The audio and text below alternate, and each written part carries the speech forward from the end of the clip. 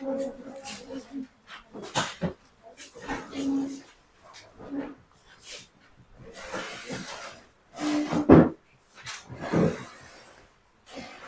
है ये? चलो स्टार्ट कर लें, ठीक है। आज की क्लास में करने वाले स्केलेटन सिस्टम, और तुम्हें बहुत अच्छे से पता है स्केलेटन सिस्टम के बारे में, शायद तुम पहले पढ़ भी चुके हो, और जो उस क्लास में आए नहीं थे तो उनके लिए दोबारा से रिपीट कर रहा हूँ स्केलेटन सिस्टम। अच्छा, तुम्हें अगर सिंपल सिंपल पूछूं मैं स्केलेटन सिस्टम के बारे में, तुम क्या कहोगे? स्ट्रक्चर। तुम्हारी जो बॉडी बन रही है ना, उसका स्ट्रक्चर अगर मैं बात करूँ, स्ट्रक्चर प्रोवाइड कौन करता है? स्केलेटन। स्केलेटन दिख रहा है, ठीक है। और तुम्हें जो पढ़ना है ना, तुम्हें पढ़ना किस वे में, एग्जाम ओरिएंटेड पढ़ना है कि किस वे में वो क्वेश्चन पूछ सकते हैं।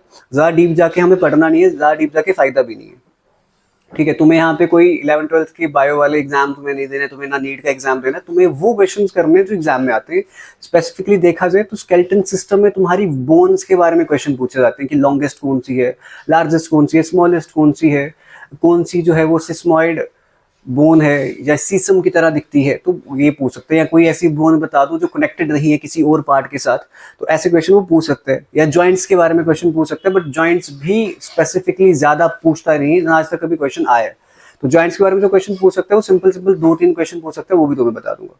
अब स्केलेटन सिस्टम जो तुम्हारी बॉडी में है, प्रेजेंट है, एक तो वो सबसे पहले स्ट्रक्चर प्रोवाइड कर रहे हैं, एक चीज। दूसरा, तुम्हारे ऑर्गन्स को प्रोटेक्ट कर रहे हैं, दूसरी चीज। और तीसरी चीज, लोकोमोशन में हेल्प करता है, मतलब तुम्हारे चलने में, ठीक है, तुम्हारे बैठने में, तुम्हारी मूवमेंट्स में हेल्प करता है कौन? तुम्हारा स्केलेटन सिस्टम। और यही हम आज की क्लास में पढ़ने वाले हैं। तो बात क्या कर रहा है, वो बोल रहे हैं कि हार्ड इंटरनल और external part that forms the supporting framework of the body. तो मतलब हार्ड एक्सटर्नल पार्ट या इंटरनल पार्ट, जो कि जिसको तुम क्या बोल रहे हो, स्केलेटन सिस्टम, जो क्या करता है, बॉडी को सपोर्ट करता है, and it protects our organs and allows us to move. तो कहीं ना कहीं यही हमारा स्केलेटन सिस्टम जो है ऑर्गन्स को भी प्रोटेक्ट करता है और हमें किस में हेल्प करता है? मूवमेंट में हेल्प करता है, लोकोमोशन में हेल्प करता है। अब बात कर रहे हैं कि जो तुम्हारा स्केलेटन सिस्टम जो है वो बना हुआ किस किस चीज से? बोन से, कार्टिलेज से, लिगामेंट से एंड टेंडन से। बोन्स तुम बड़े अच्छे से जानते हो, ठीक है। बोन्स कहते हैं बोन से बने, कार्टिलेज से मिलके बना है। कार्टिलेज तुम्हारा ना सबसे, अगर तुम बोलो कि सबसे सॉफ्ट बोन का पार्ट। अगर तुम में से नॉन वेज कौन कौन खाता है? अगर तुम नॉन वेज खाते हो, सारे खाते हो, तुम्हारी शक्लें दिख रही है, ठीक है। तो अगर तुम कभी थाइस खाई होंगी कभी तुमने, या उसमें तुम देखोगे उसमें एक पार्ट रहता है जो बड़ा सॉफ्ट होता है बोन के ऊपर, कार्टिलेज कहते हैं उसे, ठीक है। उसके बाद अगर लिगामेंट्स की बात करूं तो लिगामेंट्स तुम्हारे किसमें रहते हैं? लिगामेंट्स किसमें रहते हैं तुम्हारे? लिगामेंट्स भी बनाते हैं तुम्हारा स्केलेटन सिस्टम। और ये क्या करते हैं? तुम्हारा मसल को बोन के साथ कनेक्ट करते हैं। मसल भी बोन के साथ कनेक्टेड रहती है। वो किसके थ्रू कनेक्टेड रहती है? तुम्हारी लिगामेंट्स के थ्रू। और टेंडन्स के थ्रू तुम्हारे बोन्स, दोनों के दोनों बोन जो कनेक्टेड है वो किसके थ्रू कनेक्टेड है? तुम्हारी टेंडन्स के थ्रू। तो अगर मैं बात करूं तुम्हारे स्केलेटन सिस्टम की, तो 4 चीजों से बनके मिलता है तुम्हारा, that is bones, cartilage, ligaments and tendons. वो कह रहा है human skeleton system provides definite shape to the body. 3 काम कर रहे हैं, ऑर्गन्स को प्रोटेक्ट कर रहे हैं, स्ट्रक्चर प्रोवाइड कर रहे हैं, मोशन में हेल्प कर रहे हैं, और कहीं ना कहीं डेफिनेट शेप जो है बॉडी को दे रहे हैं, वो भी कौन दे रहे हैं? तुम्हारा skeleton system. The skeleton system is made up of bones, different kind of bones are jointed by each other in particular manner. और ये जो स्केलेटन सिस्टम है तुम्हारा, किससे मिलकर बना है? बोन से, कार्टिलेज से, लिगामेंट से एंड टेंडन से। And different different kind of bone जो है वो डिफरेंट डिफरेंट वे में जो होती है वो जुड़ी हुई होती है। तो मैंने बताया था कि ये जो तुम्हारी क्रेनियम है, यहाँ पे कितनी बोन्स प्रेजेंट है? 8। ये जो तुम्हारा स्कल है, स्कल जो क्रेनियम तुम बोलते हो, यहाँ पे 8 बोन्स प्रेजेंट है। और देखा जाए तो ये सारी की सारी बोन जो है एक जॉइंट के साथ कनेक्टेड है। वो जॉइंट इमूवेबल है, मूव करता नहीं है। उस जॉइंट का नाम क्या है? बस सचर, याद है? सचर, सचर है तुम्हारे जॉइंट का नाम, SUTURE। सचर है, किसका नाम है? तुम्हारे उस जॉइंट का नाम है। और ये जॉइंट जो है ह्यूमन बॉडी में एक ऐसा जॉइंट है जो इमूवेबल है, जो मूव नहीं करता। और बाकी सारे joint like ball and socket joint जो तुम्हारे पूरी रोटेशन में हेल्प करते हैं। फिर आते हैं हिंज जॉइंट जो तुम्हारे सिर्फ टू एंड फ्रो मोशन में हेल्प करते हैं। तो यहाँ पे हिंज जॉइंट रहता है तुम्हारा, यहाँ पे तुम्हारा बॉल एंड सॉकेट जॉइंट है, तुम्हारे हिप्स के पास बॉल एंड सॉकेट जॉइंट है तुम्हारा। एंड क्रेनियम पे तुम्हारा कौन सा जॉइंट है? सचर, जो इमूवेबल है और जो किसी भी लोकोमोशन में हमें हेल्प नहीं करता।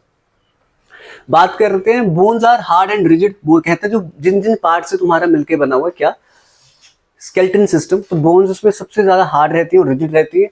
कार्टिलेजेस अगर बात करूं तो वो सॉफ्ट हैं और इलास्टिक हैं। अब ये इस चीज के साथ, कार्टिलेजेस के साथ रिलेट कर पा रहे होंगे कौन, नॉन वेज वाले, कर पा रहे हो। एक बोन का बिल्कुल सॉफ्ट सा पार्ट रहता है। अच्छा, अब वो अगर तुम्हें देखो बोन के रिलेटेड कोई बीमारी हो जाती है तो उसको फाइंड कैसे किया जाता है, बाय यूजिंग एक्सरे। एक्सरे करते हैं, देख लिया जाता है कि कहाँ पे इंजरी है।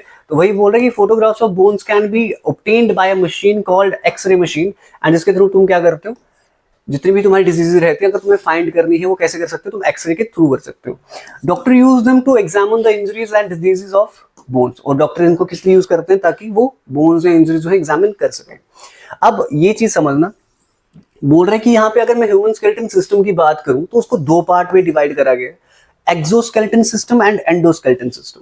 एंडो तो समझ आता है हमारी हड्डियों वाला ढांचा जो बॉडी के इंटरनली प्रेजेंट है, बट बात करूं मैं अगर तुम्हारे एक्सोस्केलेटन सिस्टम की, तुम्हारे नेल्स क्या शरीर के बाहर है, किसके अंडर आ रहे हैं, एक्सोस्केलेटन सिस्टम। तुम्हारे हेयर्स के बॉडी के बाहर है, किसके आ रहे हैं, अंदर आ रहे हैं, एक्सोस्केलेटन सिस्टम। तुम जितने भी इंसेक्ट देखते हो ना, जितने भी इंसेक्ट देखते हो, चाहे बीटल देखोगे, वो सारे के सारे इंसेक्ट जो हैं उनका स्केलेटन सिस्टम कैसा होता है, एक्सोस्केलेटन सिस्टम। मतलब उनकी जो बोन्स वगैरह जो प्रेजेंट होती है वो बाहर प्रेजेंट होती है, ताकि उनको अंदर इंटरनली क्या किया जा सके, प्रोटेक्ट किया जा सके।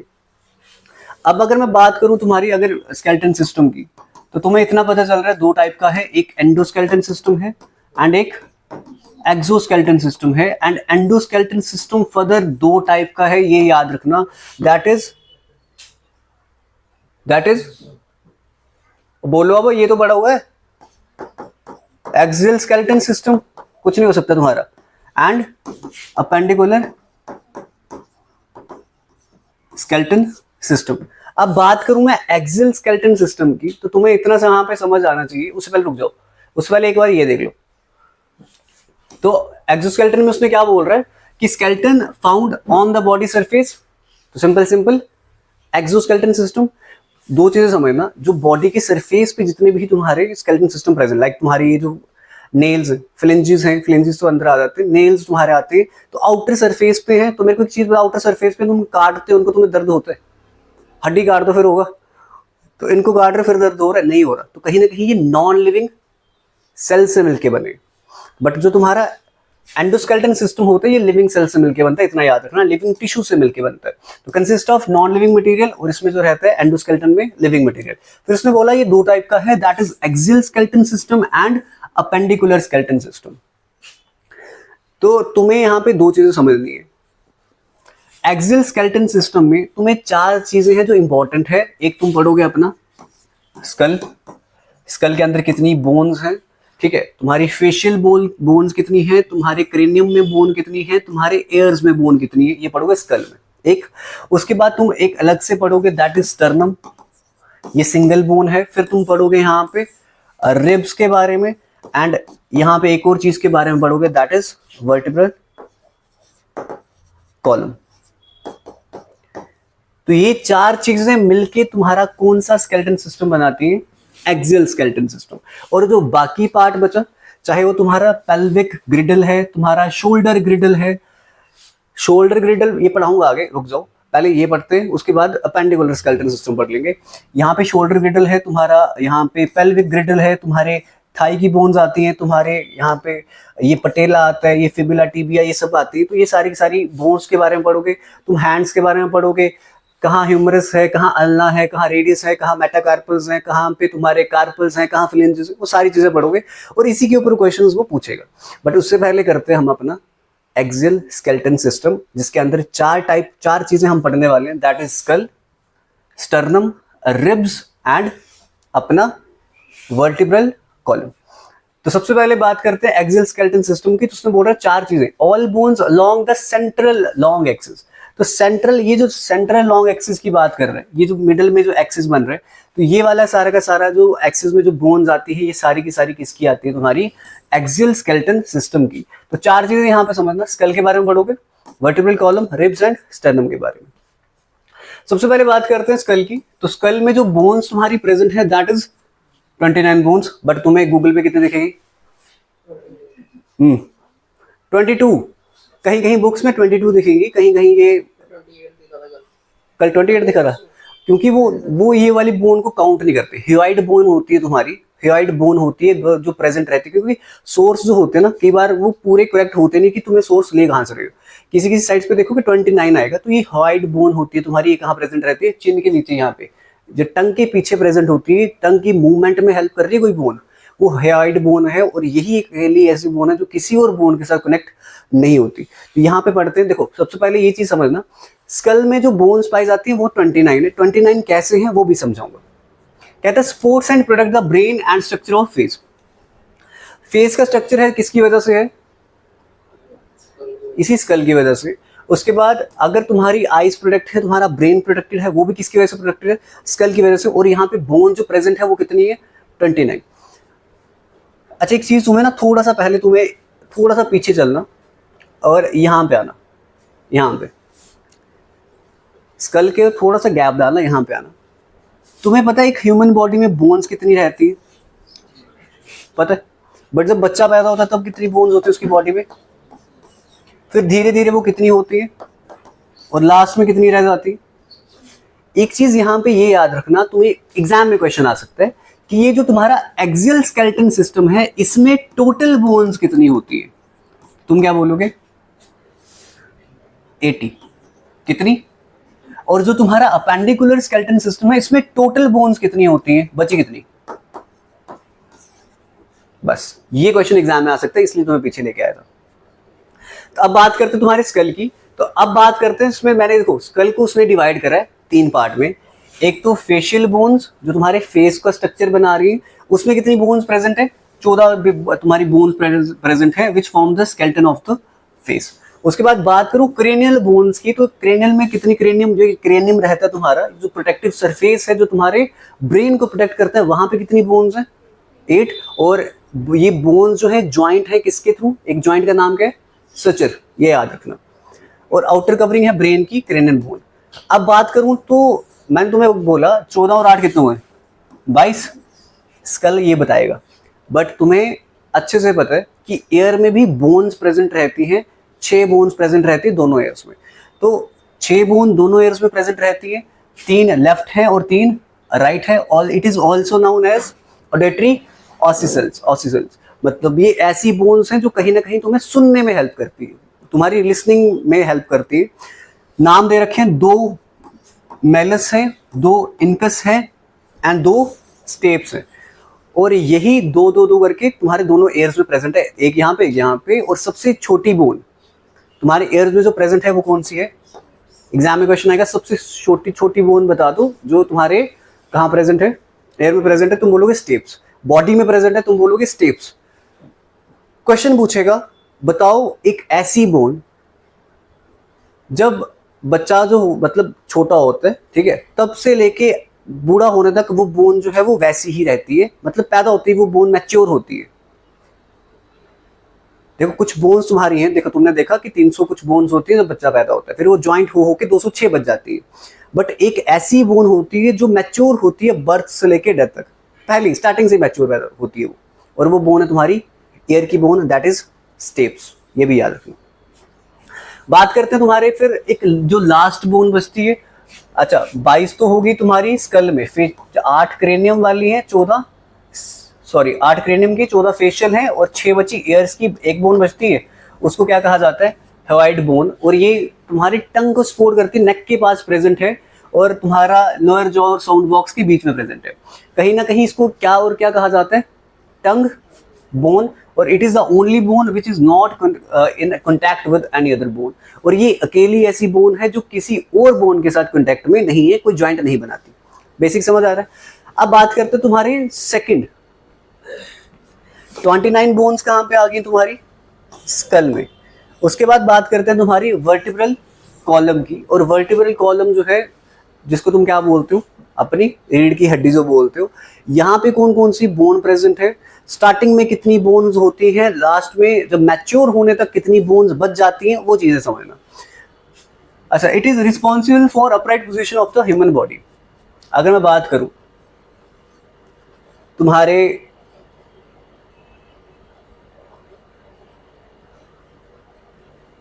तुम्हारे वर्टिब्रल कॉलम की, अगर मैं बात करूँ तुम्हारे वर्टिब्रल कॉलम की, तो कहीं ना कहीं तुम्हें यहाँ पे एक चीज ये याद रखना है कि अगर तुम्हारी बॉडी जो है अपराइट स्ट्रेट है, तो ये किसकी हेल्प की वजह से है? सिर्फ इसी वर्टिब्रल कॉलम की वजह से। अगर तुम्हारी बॉडी में वर्टिब्रल कॉलम ना होता तो सोचो तुम कैसे होते। तो it is responsible for upright position of the human body, provides flexibility to the neck and protection of spinal cord. Spinal cord की प्रोटेक्शन में भी कौन हेल्प करता है हमें? यही vertebral column, and also called as backbone, या फिर इसको स्पाइन भी कहा जाता है। तो यहाँ पे इतना डीप तुम्हें जाना नहीं है, तुम्हें बेसिक इतना समझना है कि अगर जब स्टार्टिंग फेज इमेच्योर जब वो ये बोन्स होती है, तो टोटल देखा जाए तो 33 बोन्स प्रेजेंट रहती हैं, बट जब मैच्योर हो जाती है तुम्हारी तो बोन्स कितनी बच जाती हैं? That is 26। वो कैसे? तुम्हारा सेक्रम जो रहता है ये 5 बोन्स होती हैं, बट मैच्योरिटी के साथ साथ ये फ्यूज होके कितनी बोन बन जाती है? 1। और एक रहता है तुम्हारा कॉकिक्स, जिससे ये भी तुम्हारी 4 बोन्स रहती हैं, और लास्ट में आके फ्यूज होके कितनी बोन बन जाती है? 1। तो ये चीजें याद रखना। सर्वाइकल सुना होगा तुमने, सर्वाइकल की प्रॉब्लम ऐसे, तो 7 बोन्स सर्वाइकल में प्रेजेंट है, थोरिएक में 12 है, लंबर में 5 है, एंड सेक्रम और कॉकिक्स। थोरियासिस है, सॉरी थोरियासिस है, ये याद रखना। तो ये सारी की सारी बोन्स जो है ये प्रेजेंट रहती है हमारी किसमें? वर्टिब्रल कॉलम में। एंड टोटल कितनी बोन्स है? नाम याद रखना, cervical, thoracic, lumbar, sacrum and coccyx. पूछ सकता है वो तुम्हें ये क्वेश्चन कि बताओ कॉकिक्स जो है वो किसकी बोन है? स्कल की है, तुम्हारे वर्टिब्रल कॉलम की है, या तुम्हारे स्टर्नम की है, या फिर तुम्हारे किसी लेग के पार्ट की? तो तुम सिंपल बोल दोगे किसकी बोन है? तुम्हारे वर्टिब्रल कॉलम। बात करते हैं आगे, एंड बात करते हैं अब तुम्हारी चेस्ट की बोन्स की। तो मैंने कहा चेस्ट में तुम्हें 2 बोन्स दिखेंगी, एक तो रिब्स दिखेंगी और एक तो तुम्हें क्या दिखेगा? स्टर्नम दिखेगा। अगर मैं सिंपल बात करूं तो रिब्स जो है वो तुम्हारी कितनी रहती हैं? 24। और पेयर्स कितने? 12। Protect the delicate organs like heart and lungs. तो ये सिंपल यहाँ पे ये समझ आ रहा है कि इंटरनल ऑर्गन्स जितने भी प्रोटेक्टेड हैं हमारे, ये किससे प्रोटेक्टेड है? हमारे इस रिब्स की वजह से। और पेयर्स कितने? 12।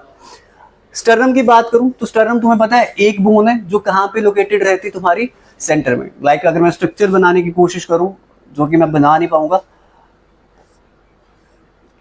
तो यहाँ पे समझना,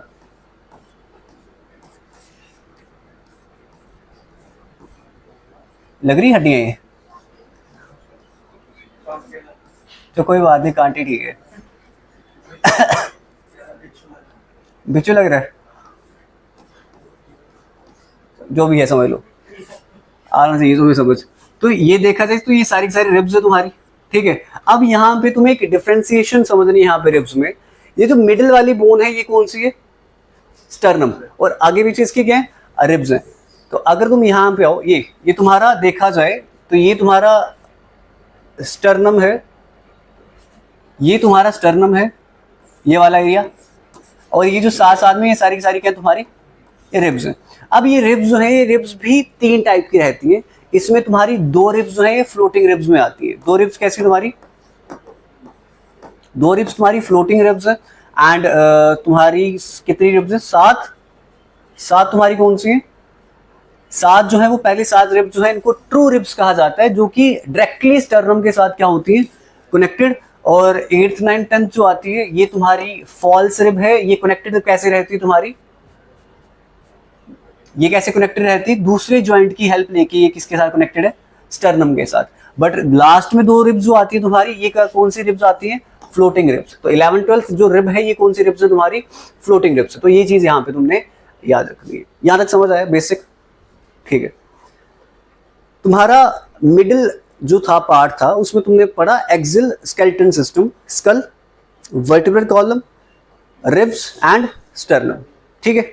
अब बचता तुम्हारा अपेंडिकुलर स्केलेटन सिस्टम। अब वो क्या बोल रहा है कि अपेंडिकुलर स्केलेटन सिस्टम जो है तुम्हारी आर्म्स, तुम्हारे लेग्स, तुम्हारा शोल्डर ग्रिडल, तुम्हारा पेल्विक ग्रिडल, ये जो कनेक्टेड है ये किसके साथ कनेक्टेड है? तुम्हारा इस एक्सियल स्केलेटन सिस्टम के साथ। तो क्या बात कर रहा है कि अपेंडिकुलर स्केलेटन सिस्टम जो है it is attached to axial skeleton system at an angle, और एक एंगल पे कनेक्टेड है। ये किसके साथ? तुम्हारे प्रिंसिपल एक्सिस समझ लो ऐसा। तो किसके साथ कनेक्टेड है? तुम्हारे अपेंडिकुलर स्केलेटन सिस्टम के साथ। बेसिक चीज समझ आती है। जो ये जो एक्सियल स्केलेटन सिस्टम था, कहीं ना कहीं ये स्पाइनल कॉर्ड की प्रोटेक्शन, सॉरी स्पाइनल कॉर्ड है तुम्हारा, उसको प्रोटेक्ट कर रहा है, ऑर्गन्स प्रोटेक्ट कर रहे हैं, या फिर तुम्हारे स्ट्रक्चर में हेल्प कर रहे हैं, तुम्हारी बॉडी को स्ट्रेट रखने में हेल्प कर रहे हैं। बट अगर बात करूं मैं अपेंडिकुलर स्केलेटन सिस्टम की, तो ये कहीं ना कहीं लोकोमोशन में हेल्प करते हैं, तुम्हें चलने में, ठीक है, तुम्हें भागने में, कुछ चीजों को उठाने में। तो ये कौन हेल्प कर रहा है? तुम्हारा अपेंडिकुलर स्केलेटन सिस्टम। तो its function is to make locomotion possible and to protect the major organs of locomotion, digestion and excretion and reproduction. तो सिंपल क्या बोल रहा है कि लोकोमोशन पॉसिबल है या तुम्हारे ऑर्गन्स प्रोटेक्टेड है, वो किसकी हेल्प की वजह से?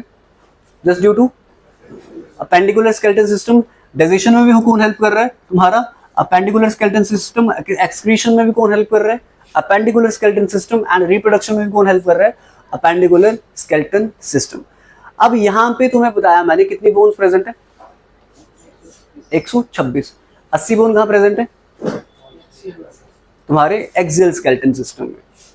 It consist of 126 bones, all bones other than axial skeleton system. तो वही बोल रहे हैं कि एक्सियल स्केलेटन सिस्टम को छोड़ के जो बाकी बोन्स प्रेजेंट है वो तुम्हारी कौन सी है?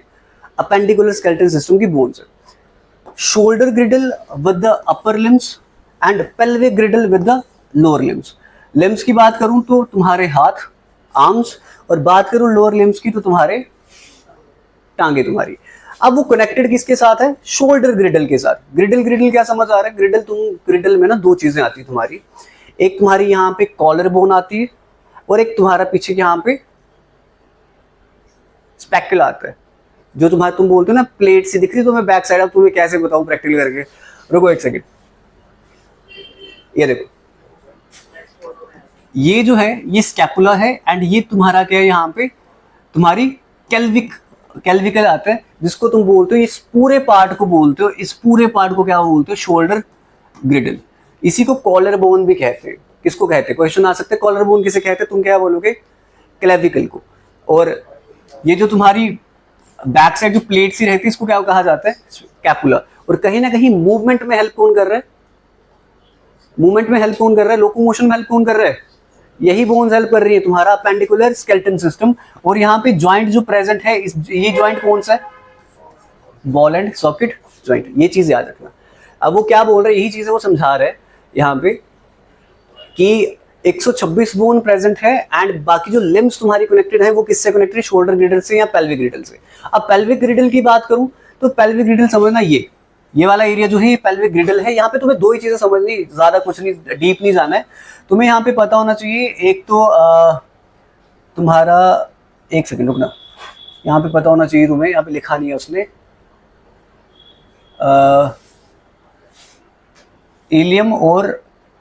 इलियम इस्चियम और प्यूबिस। एक सेकंड, ये जो पार्ट है तुम्हारा, ये तुम्हारा इलियम है, ये तुम्हारा इस्चियम है, और ये तुम्हारा प्यूबिक था,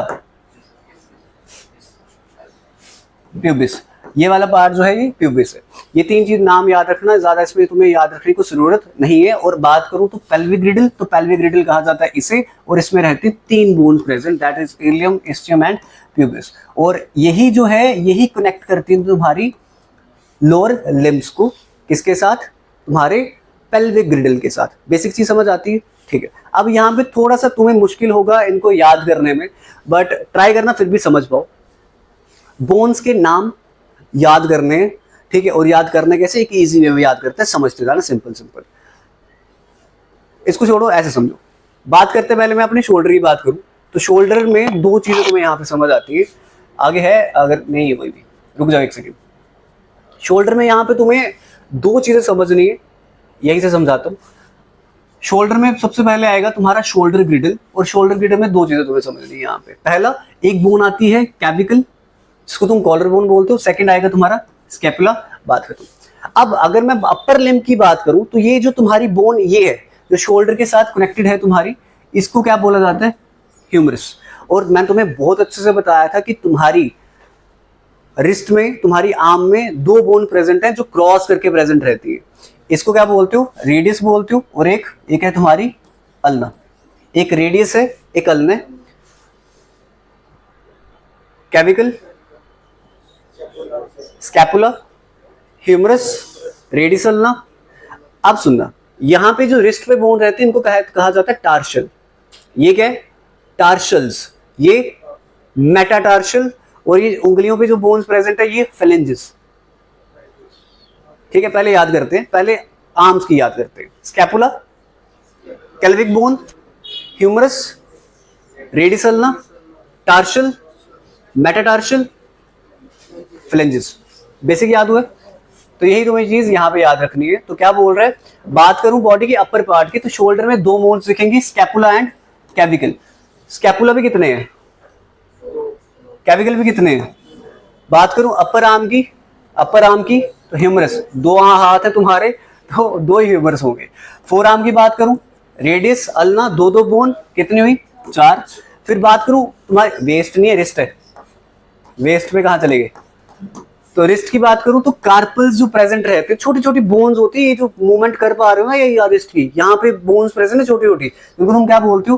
कार्पल्स। उसके बाद पाम की बात करूं, ये वाला एरिया जो बात करूं, ये वाला एरिया, तो ये तुम्हारा सारा का सारा मेटाकार्पल्स बोलते हो। और कितनी बोन्स यहाँ पे प्रेजेंट है? 10।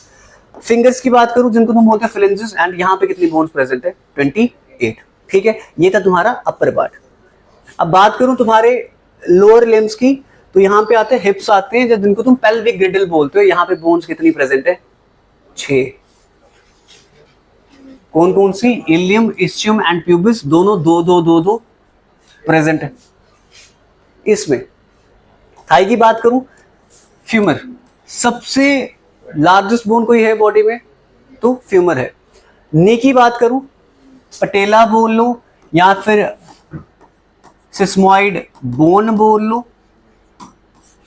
ये जो तुम्हारा घुटने के ऊपर जो रहता है पटेला, इसको क्या बोलते हैं?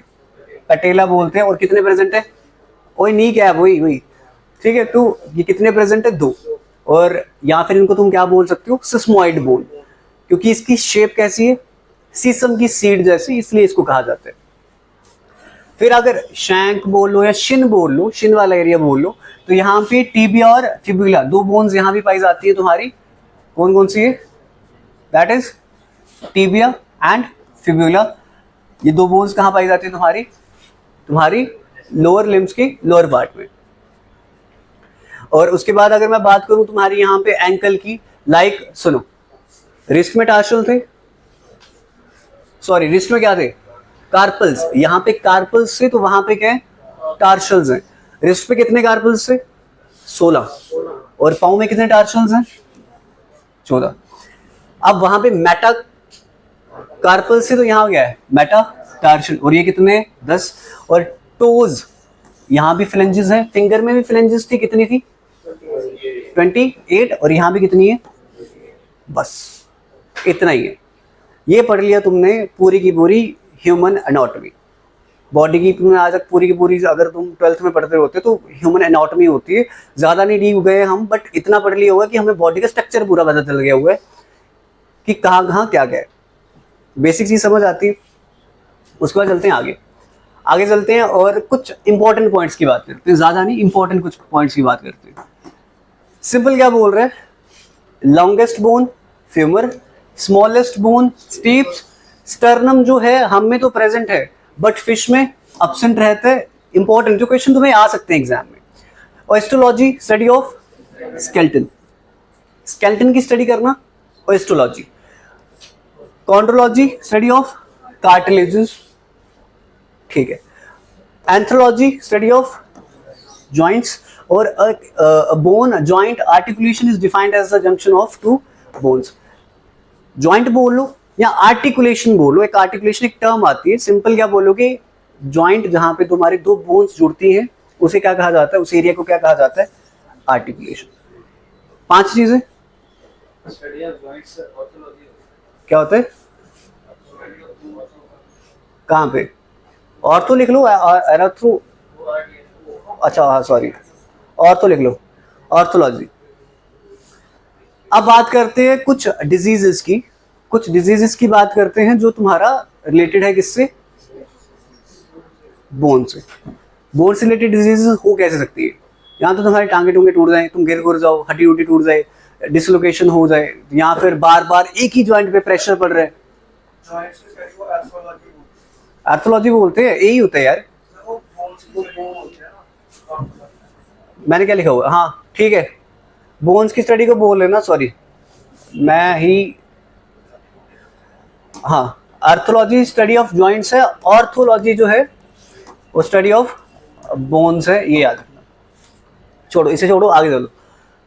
बात करें अगर स्केलेटन सिस्टम की, कंफ्यूज मत होना, आर्थोलॉजी ओ वाला ओ जो है वो बोन्स की है, ए वाला जॉइंट्स की, ये याद रखना। अब यहाँ पे और डिजीजेस की बात करते हैं। पहली डिजीज तुम्हारी आती है ओस्टियोपोरोसिस। यहाँ पे होता क्या है कि तुम्हारी जो डेंसिटी है बोन की वो क्या होना शुरू हो जाती है, कम। अब हो किसकी वजह से रहे, उसके पीछे दो रीजन है। या तो कैल्शियम और फास्फोरस की जो तुम्हारा एब्जॉर्प्शन है वो ज्यादा हो जाती है। मतलब अगर तुम्हारी बोन्स वीक है, तुम सोच रहे हो ना एब्जॉर्प्शन ज्यादा होने से तो बोन स्ट्रांग होनी चाहिए क्योंकि ज्यादा एब्जॉर्प्शन हो रही है, बट एब्जॉर्प्शन ज्यादा होती तो है बट वो बाकी तुम्हारे बॉडी पार्ट्स में चली जाएगी, बोन्स तक पहुंच ही नहीं पाती।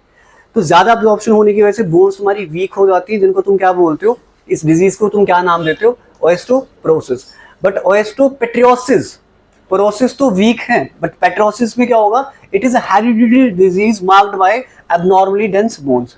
और ये होगा क्या, ओस्टियोपोरोसिस में बोन्स तुम्हारी डेंसिटी जो है कम है ड्यू टू कैल्शियम और फास्फोरस की एक्सेसिव अब्जॉर्प्शन की वजह से।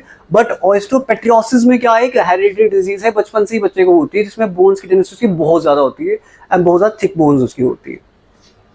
अगर बात करूं ओस्टियोमिलेटिस की, तो इन्फेक्शन ऑफ बोन, बोन में इन्फेक्शन हो जाना, उसको क्या बोलोगे, ओस्टियोमिलेटिस। और जब वही बात करूंगा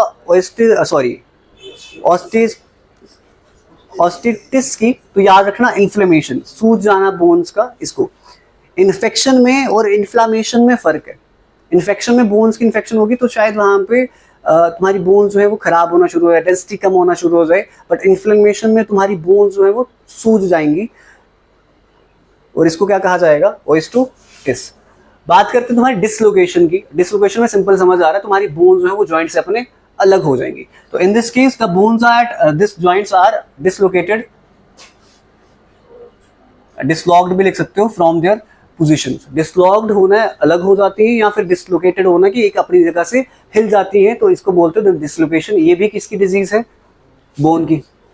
बात करूं ब्रिस्टिस की, तो यहाँ पे ये समझ लेना कि फिजिकल इंजरी और constant pressure on a single joint for a long time.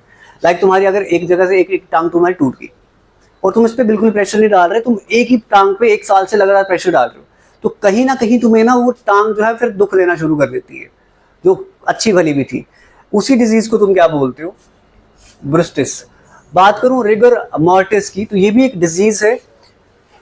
इतना समझना, मर जाता है जब इंसान, बॉडी उसकी स्टिफ हो जाती है, अकड़ जाती है, किसकी वजह से, इसी की वजह से बोन्स उसकी बड़ी हार्ड हो जाती है, स्टिफ हो जाती है, होता है ना, फिर उठाया भी नहीं जाता बंदा, अगर तुम्हें पता हो बॉडी स्टिफ हो जाती है मरने के बाद, ठीक है। तो एक डिजीज है, इसको क्या बोला जाता है, rigor mortis, state of the body stiffening after death. अब यहाँ पे एक चीज बोल रहा है कि birds have spongy bones with air filled spaces called pneumatic bones. तो ये क्वेश्चन वो पूछ सकता है कि ऐसी बोन्स जो बर्ड्स में प्रेजेंट रहती हैं एंड वो कैसी होती हैं, स्पॉन्जी होती हैं, बहुत ज्यादा सॉफ्ट बोन्स होती हैं, उनको उनका नाम क्या है या उनको क्या नाम दे सकते हैं हम, तुम क्या बोलोगे, न्यूमेटिक बोन्स। और लास्ट तुम्हारी आती है एर्थराइटिस। तो ये एर्थराइटिस तुम्हें पता है कि स्पेसिफिकली देखा जाए तो बूढ़े लोगों में देखा जाता है। एक तुम्हारा फ्लूइड प्रेजेंट होता है तुम्हारी बोन्स में, बोलते ना कि फ्लूइड कम हो गया, हाँ ग्रीस कम हो गई तुम्हारी उसमें बोन्स में, तो इस वजह से तुम्हें पेन, चढ़ने में दिक्कत या फिर चलने में दिक्कत आती है, तो एर्थराइटिस उसे कहते हैं।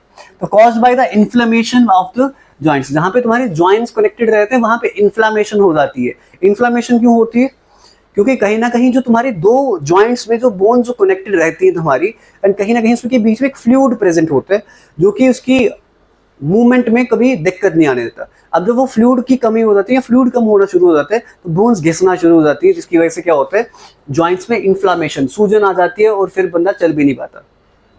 तो old age people because the secretion of synovial fluid, तो ये जो फ्लूइड प्रेजेंट रहते हैं तुम्हारे दो बोन्स के जहां पे कनेक्शन जॉइंट होता है वहां पे, इसके घिसने की वजह से, इसके कम होने की वजह से तुम्हें एक डिजीज होती है दैट इज आर्थराइटिस, जिसमें इन्फ्लामेशन हो जाती है तुम्हारी बोन्स की।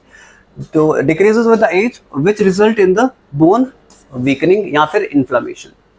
तभी कहते हैं सूप वगैरह पिया करो, हेल्दी डाइट्स खाया करो, घी खाया करो, क्योंकि वो जो फ्लूइड है उसकी सिक्रीशन होना शुरू हो जाती है अगर तुम एक हेल्दी फूड खाते हो या हेल्दी चीज़ें कंज्यूम करते हो, फैट्स कंज्यूम करते हो। और कल की क्लास में करेंगे तुम्हारा रेस्पिरेटरी सिस्टम, ठीक है। उसके बाद तुम्हारे बाकी जितने भी सिस्टम बचते हैं सारे कर लेंगे, ह्यूमन के रिलेटेड या और भी बड़ी सारी चीज़ें। फिर आइज के रिलेटेड डिजीज कर लेंगे, बाकी सारी करके फिर ख़त्म कर देंगे, तुम्हारी बायो ख़त्म कर दूंगा। फिर उसके बाद फिजिक्स देखेंगे, ठीक है। और ट्राई करना कि कुछ क्वेश्चंस अगर मैं चाहूँ तो कल की क्लास में लेके आऊँगा, कुछ क्वेश्चन अटेम्प्ट करेंगे और उनके आंसर तुम दोगे, आंसर मैं तो एक भी नहीं दे रहा। इतना रख रहे हैं, फिर ख़त्म करते हैं क्लास। Thank you class.